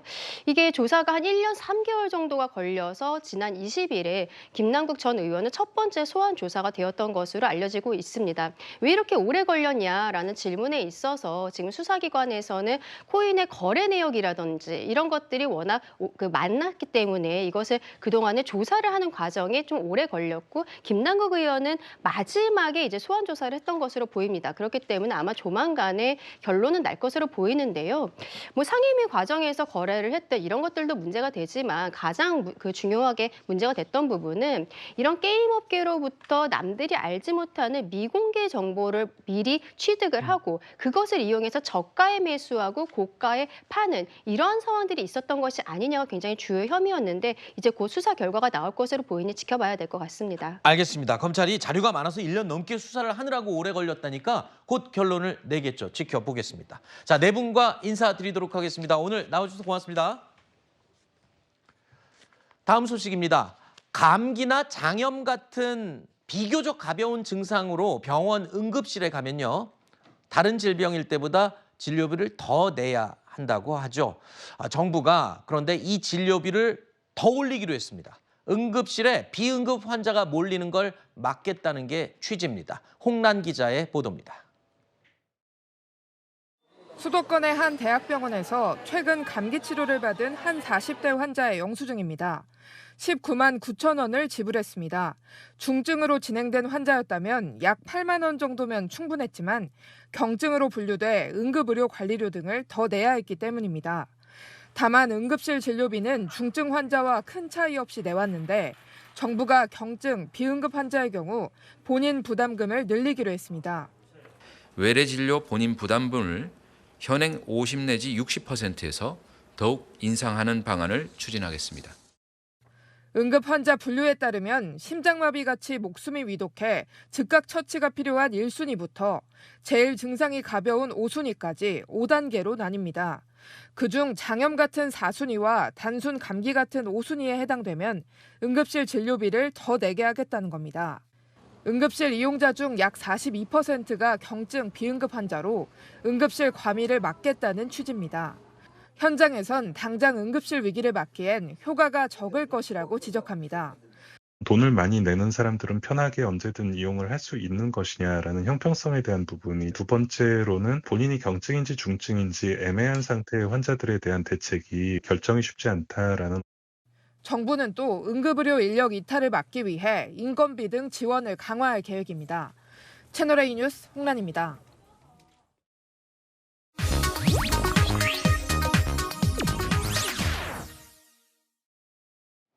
자, 일주일이 진짜 빠릅니다. 오늘이 벌써 금요일입니다. 금요일이면 항상 우리가 만나는 분이죠. 이우석 여행 전문 작가님 오늘도 나오셨습니다. 안녕하십니까? 네, 안녕하십니까? 네, 소장님 오늘은 어디를 추천해 주시겠습니까? 네, 그 비수도권에서 가장 큰 도시, 네. 예, 전국에서 가장 시중에서 가장 큰 도시가 있습니다. 바로 충청북도 청주시로 떠나보도록 하겠습니다. 청주요? 네. 청주는 네. 내륙 중에 내륙이고 네. 그리고 그렇게 막 유명한 데가 없다는 생각이 드는데 그런 거 아닌가요? 아니요. 잘못 알고 계시는 거예요. 아, 제가 잘못 알고 있는 거군요. 청주에 굉장히 뭐 흔히 노잼 도시라고 하는데요. 노잼 알고 도시? 보면 예, 예. 꿀잼 도시입니다. 아, 알고 보면 꿀잼 도시다. 요모조모 즐길 것이 굉장히 많기 때문에 네. 특히 이제 뭐 바다에 대해서 뭐 사람들 이제 뭐 바다 결핍이 있으니까 뭐 바다 쪽으로 놀러 가야 된다 하시는데 청주 시민들은 그렇게 생각 안 해요. 아, 그래요? 왜냐면 내륙의 바다라고 불리는 대청호가 바로 청주를 거의 둘러싸고 있습니다. 지금 저 영상에 보이는 곳이 바다가 아닙니까? 바다가 아니죠. 호수인데 저렇게 큰 거예요? 네, 맞습니다. 아하. 그래서 바다와는 또 다른 매력이 있거든요. 호수 자체가 네. 일단 시원하고요. 호반에 이제 드라이브 코스로도 좋고 네. 국내에서 세 번째로 큰 호수다 보니까 네. 근처에 이제 굉장한 이제 산들이 많아요. 네. 예, 진짜 고산 줄령이 이제 호반에 비친 이 풍경 자체가 네. 바다와는 또 다른 매력을 주죠.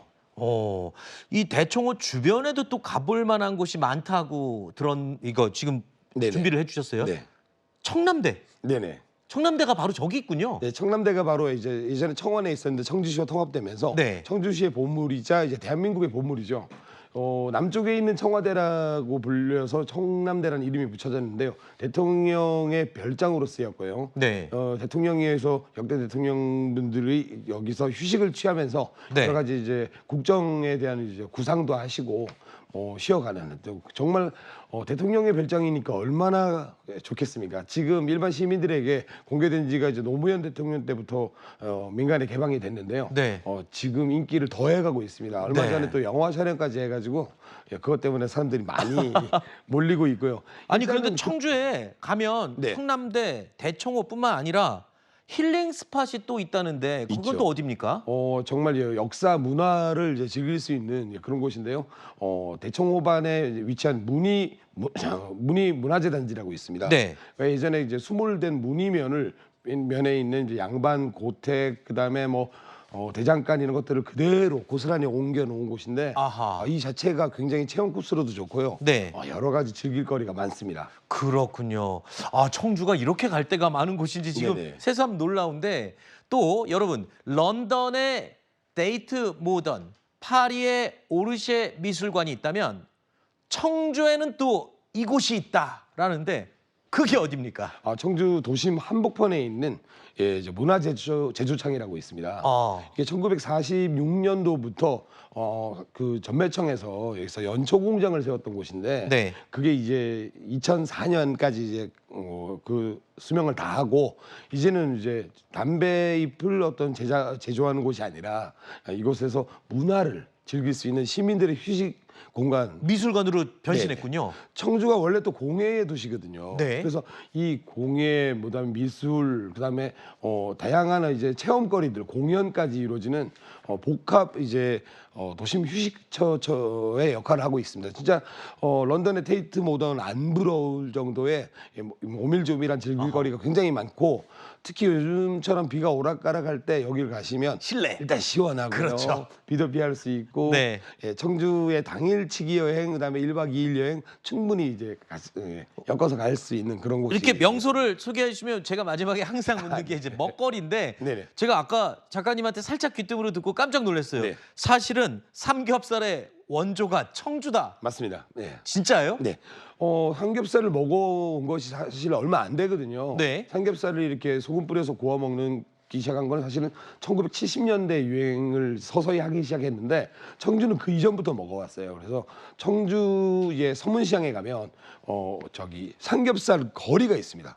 그래요? 전국 유일하게 다른 데는 삼겹살 집들이 많은 도시들은 많습니다. 근데 이렇게 거리가 조성돼 있는 것은 한돈에서 직접 이제 지정한 삼겹살 거리가 바로 청주 서문시장에 있는데 네. 아까 말씀드린 문화제조창이랑도 가깝기 때문에 도심 여행을 즐기면서 삼겹살 한번 드셔보는 게 또 즐거운 추억을 남길 수가 있습니다. 알겠습니다.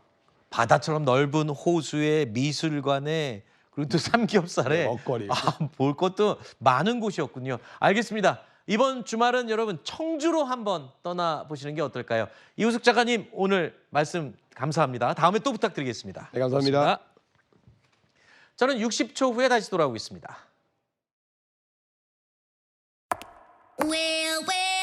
슬링웨이 슬링웨이 슬림한 몸매 갖고 싶니? 슬링웨이 다이어트 두드림.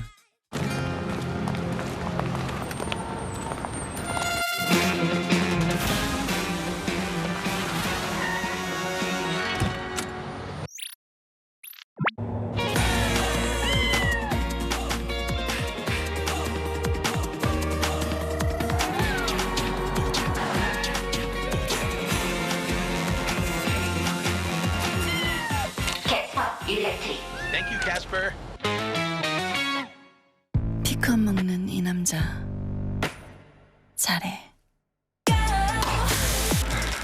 특허받은 테스토피크 포뮬러로 남성 활력을 높여주니까. 남자의 성공 테크닉 정관장 RX진 픽업. 뉴스에일 라이브 1부를 마칩니다. 채널 고정하시고요. 저는 잠시 후에 2부로 다시 찾아뵙겠습니다.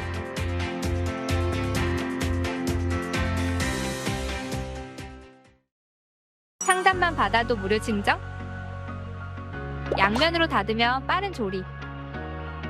열면 2가지 요리를 동시에. 간편한 조작 방식. 뛰어난 열 전도율. 논스틱 코팅으로 잘 눌러붙지 않는 양면 그릴팬을 무료로 드립니다. 가입 아닙니다. 결제 아닙니다. 상담만 받아도 논스틱 양면 그릴팬을 무료로 증정. 지금 전화하세요. 고품격 상조 전문가 프리드라이프가 알아서 척척 다 해드립니다.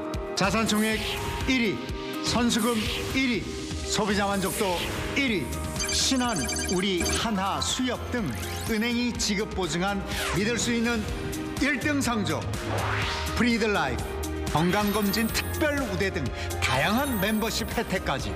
만일 장내 서비스를 이용 안 하시면 다른 사람에게 양도하셔도 되고 웨딩, 크루즈, 장지 서비스로 바꾸셔도 됩니다. 이 모든 걸 3만 원도 2만 원도 아닌 월 15,000원에 다. 만기 후 서비스 안 받으시면 100% 전액 환급까지 싹 해드립니다.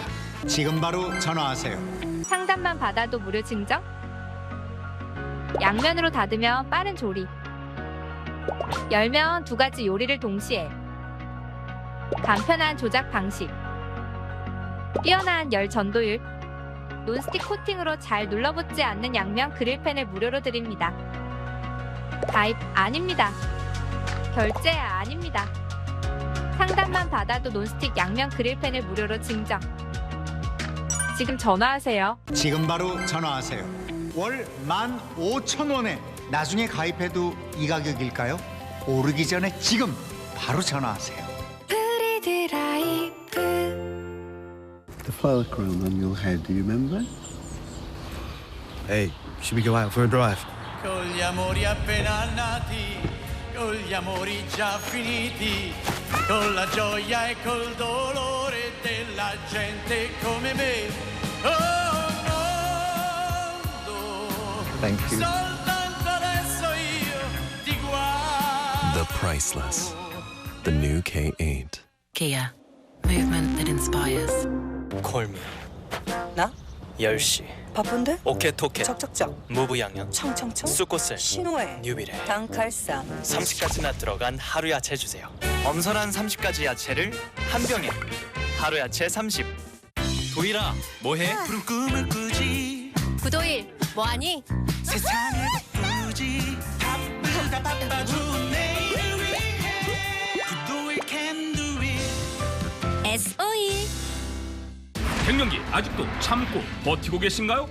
최명길이 선택한 리피어라를 드셔보세요. 갱년기 어떻게 관리를 시작해야 될지 또 어떤 제품으로 준비해야 될지 고민이시라면 저 최명길이 선택한 갱년기 건강기능식품 리피어라로 시작해보세요. 저는 갱년기뿐만 아니라 이 수면의 질까지 개선된다는 점이 너무너무 좋았어요. 잠은 정말로 제일 중요한 부분이잖아요. 요즘은 아주 푹 자서 너무 좋더라고요. 리피어라로 함께라면 여러분의 갱년기 달라질 수 있습니다. 단 한 포로 누리는 갱년기 건강관리. 최명길의 리피어라 고객감사 빅 이벤트 파격적 행사가. 지금 구매하시는 모든 분들께 1개월분을 그냥 드립니다. 지금 바로 상담부터 받아보세요.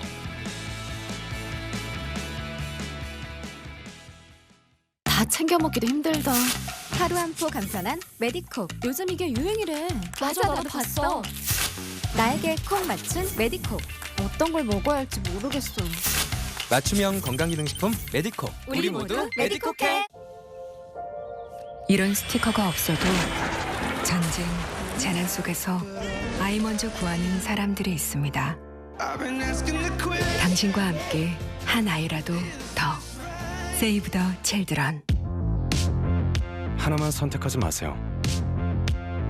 현실과 로망, 실험과 스타일,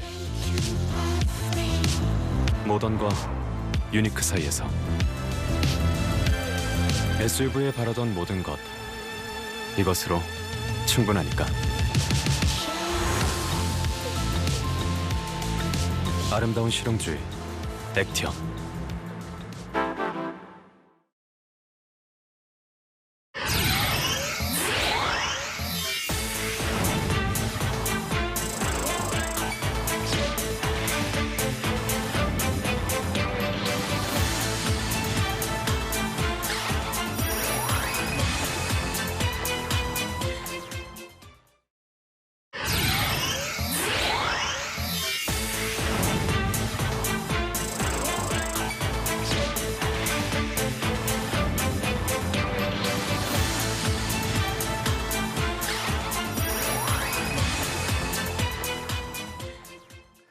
뉴스에일 라이브 2부 시작합니다.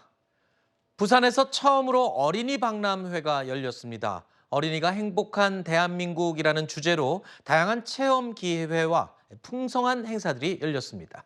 배영진 기자의 보도입니다. 아이들이 로봇과 바둑을 두고 로봇 축구 경기도 즐깁니다. 올림픽 금메달 효자 종목인 양궁도 체험하며 금메달리스트도 꿈꿉니다.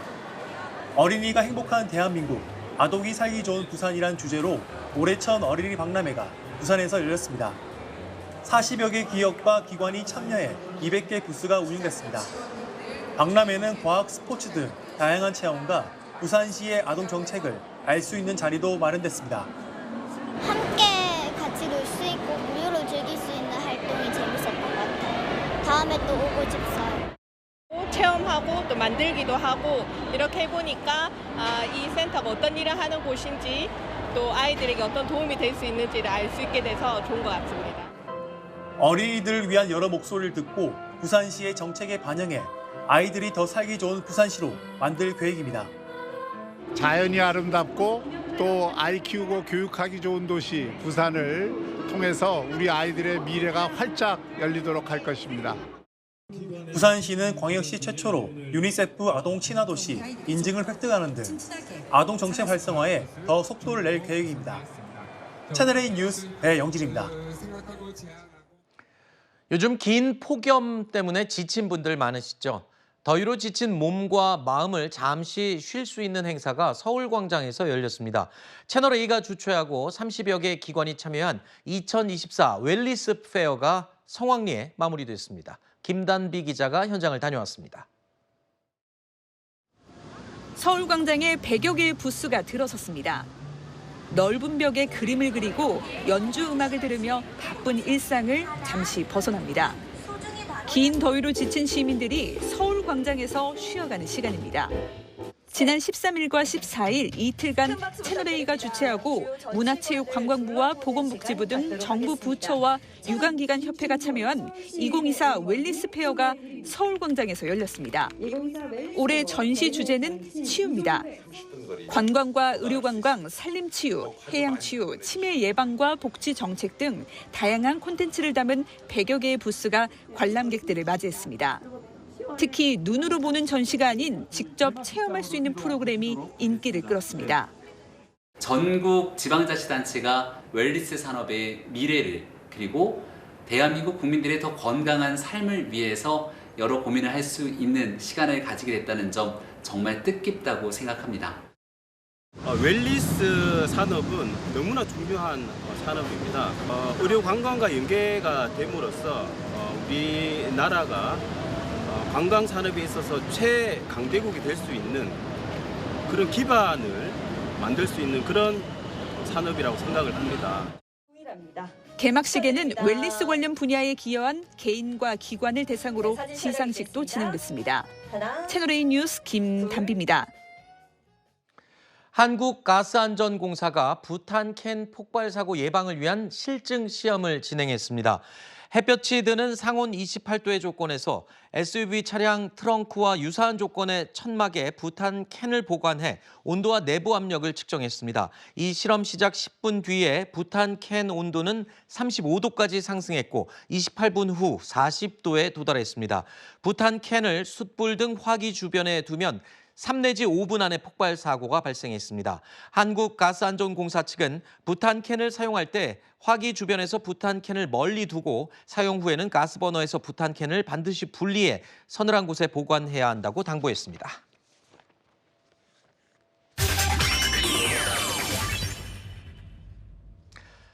자, 뉴스에일 라이브가 시리즈로 전해드리는 코너죠. 릴레이 인터뷰 민생을 부탁해.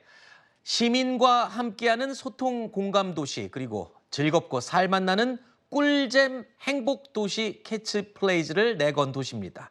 충청북도 청주시의 이범석 청주시장을 스튜디오에 초대했습니다. 안녕하십니까? 어서 오십시오. 네, 안녕하십니까? 네. 자, 일단 지금부터 10년 전입니다. 많은 분들이 잘 모르실 수도 있는데 청주와 청원군이 통합해서 청주시가 탄생을 한 건데 벌써 10년이 됐어요. 그동안 어떤 변화가 있었습니까? 네, 우리 청주 통합 청주시가 출범한 지로 올해가 10년이 되었습니다. 네. 이 통합 청주시 출범은 우리나라 헌정사상 처음으로 시민 주도로 잘 통합된 우리 청주시의 자랑스럽고 위대한 역사입니다. 통합 이후 우리 청주시는 꾸준히 성장 발전했습니다. 인구를 보면 통합 당시가 84만 명이었었는데 현재는 88만 명으로 늘었고 또 재정 규모를 보면 통합 당시 2조 원에서 4조 원으로 예산 규모가 커졌고 세입은 8천억 원에서 1조 3천억 이상으로 증가를 했습니다. 특히 우리 청주시의 재정 규모를 보여주는 게 GRDP인데 네. 지역 내 총생산이 24조에서 39조로 무려 58% 크게 성장 발전했습니다. 모든 게 규모가 굉장히 커진 느낌인데 글쎄요. 시너지 효과를 본 게 있는지 가장 자랑할 만한 성과가 있다면 어떤 걸 꼽으실까요? 맞습니다. 통합 과정이나 통합 이후에도 많은 갈등과 후유증이 있었습니다.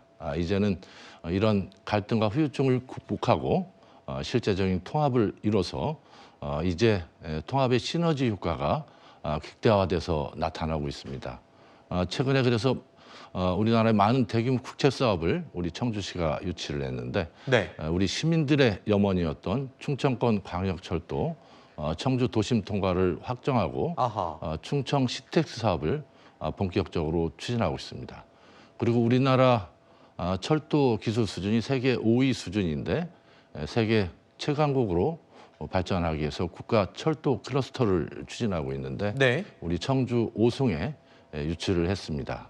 그리고 9,000호 규모의 공공택지도 국토부로부터 선정을 받았습니다.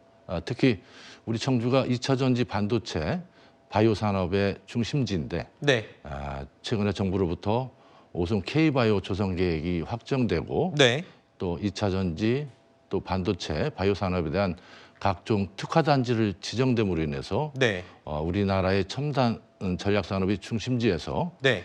세계적인 첨단 산업 중심지로 발전하게 됐습니다. 자, 세계적인 첨단 산업의 중심지가 됐다 자랑을 해주셨는데 얼마 전에 또 세계 유수 도시들 사이에서 청주시의 위상을 증명한 사례가 있다라고 자랑을 하시더군요. 어떤 내용입니까? 네, 얼마 전에 영국의 옥스퍼드 이코노믹스가 세계 많은 도시를 비교를 했는데 우리 대한민국에서는 서울, 부산에 이어서 우리 청주가 세 번째로 도시가 경쟁력이 있고 살기 좋은 도시로 평가를 받은 바가 있습니다. 이제 우리 청주시도 글로벌 명품 도시로 크게 또 빠르게 발전하고 있습니다. 네. 자, 일단 아까 인구가 엄청나게 늘어났다는 점을 강조해 주셨는데 일단 뭐 청주시는 100만 자족 도시다. 이렇게 해도 과언이 아닙니다. 그리고 글로벌 명품 도시로서의 이 자격도 갖추어 나가고 있는데 이러려면 무엇보다 사통팔달 교통이 잘 갖추어져야 되는데 자, 어떻습니까? 교통 인프라 확충에 대해서는 준비가 잘 되고 있는 겁니까? 네. 우리 청주가 우리나라의 중심지에 위치하고 있고 특히 국내 유일의 KTX 분기역인 청주 오송역이 있고 그렇죠. 청주 국제공항이 있습니다. 우리나라 교통의 중심지지만 전국 더 사통팔달의 그런 중심지가 되기 위해서 최근에 청주 강서 하이패스 IC가 올 초에 개통을 했고 특히 우리 청주를 순환하는 순환망이 제3순환로가 올해 4월에 개통됨으로 인해서 순환망이 갖춰져서 우리 도시 내에 25분 생활권대가 완성이 됐습니다. 그리고 우리 청주를 통과하는 서울 세종고속도로와 같은 3개의 추가로 고속도로가 건설이 추진되고 있고 특히 철도는 좀 전에 말씀드린 것처럼 충청 CTX 사업이 본격적으로 추진되고 있고 지금 수도권 전철이 천안까지 연결됐지 않습니까? 천안에서 우리 청주공항까지 연결되는 전철화 사업이 내년부터 착공이 되게 됩니다. 네. 그리고 우리 청주국제공항이 지난해 370만 이용객으로 인해서 국내 5번째 공항이 됐는데 현재 7개국의 13개 노선이 운항이 되고 있고 인프라가 확충이 돼서 올해는 아마 500만 이상이 이용할 것으로 예상이 되고 있습니다. 그렇군요. 가끔 KTX를 타고 대구나 부산을 오고 갈 때면 중간쯤에 꼭 듣는 곳이 바로 이 역은 오송역입니다. 거기가 바로 청주시의 오송역이군요. 알겠습니다. 그리고 앞서 저희가 1부에서 잠시 청주시에 대해서 언급을 하기도 했었는데 여행 전문 작가가 과거에는 청주시가 노잼 도시로 유명했는데 재미없는 도시다라고 알려져 있었는데 아니다. 지금은 꿀잼 도시로 지금 거듭나고 있다. 시장님 맞습니까? 네. 우리 민선 8기 우리 청주에서 특히 역점을 두고 있는 게 우리 시민들이 일상에서 즐겁고 행복하게 사실 수 있고 또 다른 지역에 사는 분들이 우리 청주에 오고 싶은 그런 도시를 만들기 위해서 역점적으로 추진을 하고 있습니다. 특히 얼마 전에 유치를 했지만 민자유치 사업으로 인해서 통해서 전국 최대 규모의 코베아 캠핑랜드를 유치해서 26년도에 준공할 계획이고 또 초정에는 미디어 아트 전시관을 유치를 해서 내년 말에 준공할 계획입니다. 그리고 우리 청주에는 세계 3대 강천수라고 할 수 있는 초정 약수가 있는데 이곳에 치유마을과 사교당 태교랜드를 건설 내년도에 완공을 해서 관광 명소 인프라를 확충을 하고 있습니다. 네.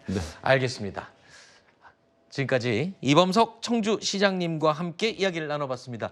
귀한 시간 내주셔서 감사합니다. 네, 고맙습니다. 지난밤 서울은 33일째 열대야로 연일 신기록입니다. 8월 말이면은 더위가 가실 때도 됐다 싶은데요. 티베트 고기압이 다시 확장할 것으로 보여서 이번 주말에 더해 다음 주에도 폭염은 계속되겠습니다. 오늘 전국에 가끔 구름이 많은데요. 곳곳에 지나는 소나기는 5에서 40mm 정도가 되겠습니다. 주말인 내일도 소나기가 내리겠고요. 일요일에는 남해안과 제주에 비 소식입니다. 영동은 폭염 경보로 강화됐는데요. 오늘 서울과 대전 32도, 대구가 35도로 여전히 무덥겠습니다. 다음 주에도 기온은 평년을 웃돌겠고 더위는 이번 달 말에도 계속됩니다. 오늘 남해안과 제주 해안은 높은 물결로 인해서 너울이 높은데요. 해안가 접근하실 때에는 주의하셔야겠습니다. 지금까지 서울 광화문 광장에서 날씨 전해드렸습니다. 뉴스에일 라이브 2부 마칩니다. 저는 다음 주 월요일에 점심시간 다시 찾아뵙겠습니다. 시청해주신 여러분 고맙습니다.